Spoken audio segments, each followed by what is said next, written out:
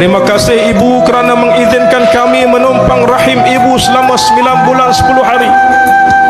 Terima kasih ibu kerana telah bersusah payah melahirkan kami sehingga terkoyak isi ibu, terluka kulit ibu, tertumpah darah ibu, dan bercucuran air mata ibu kerana menahan kesakitan dan penderitaan.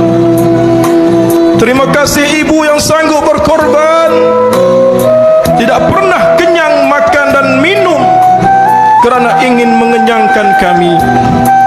Terima kasih ibu yang tidak pernah nyenyak tidur kerana memikirkan keselesaan tidur kami.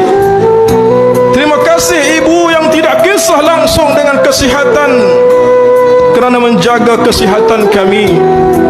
Terima kasih ibu yang sudi membasuh dan menyuci najis dan kotoran kami. Terima kasih ibu yang tidak pernah mengungkit dan bersungut dalam melayan kerenah kami sewaktu kami kecil.